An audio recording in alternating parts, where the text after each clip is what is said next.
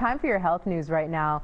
New studies show pandemic anxiety could be killing your sex drive. So taking care of yourself physically and mentally is so crucial, and your drive is definitely a part of that. Joining me now is Dr. Cabeca. She's known as the girlfriend doctor. Dr. Cabeca, thanks for joining us this midday. Thanks for having me.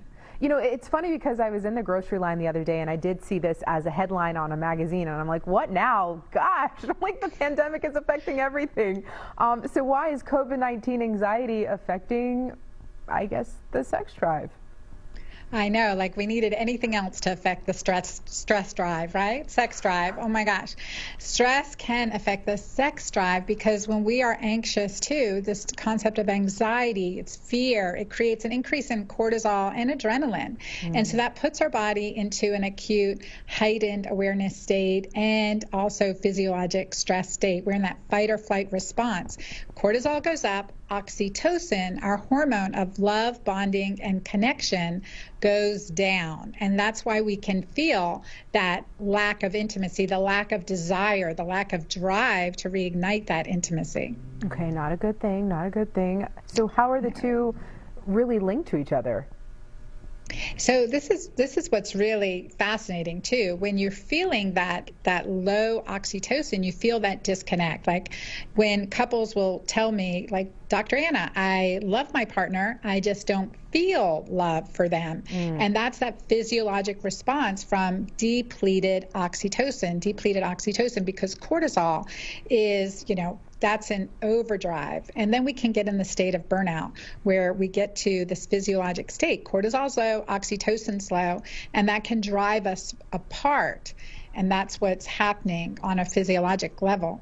All right, well, Dr. Anna, we can't have this happening. We got to fix it somehow. So how can we boost the drive despite the stress?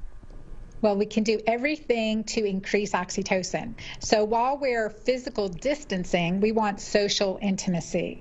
So continuing to connect, to reignite that hormone of love, bonding, and connection, oxytocin. So through playing, adopting a pet, incorporating more play into your life, anything that makes you laugh, watching your, funny movie, doing things you love that brings you pleasure, and including things that drive down cortisol. So getting out into nature, and that's a huge way to drive down cortisol, increase oxytocin, and reignite that connection. Plus being spontaneous, doing things together that, push the envelope a little bit, that kind of drive up dopamine so that you want to increase that connection and that intimacy even more. Playful things like changing, doing things you can, like changing the name on your cell phone.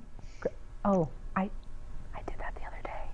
That's a good one. That's a really, really good one. I want to know what you put. Dr. Anna, thank you so much for joining us here on Midday. Great advice, and we'll be sure to get this information on our website as well. Thank you so much. Thank you.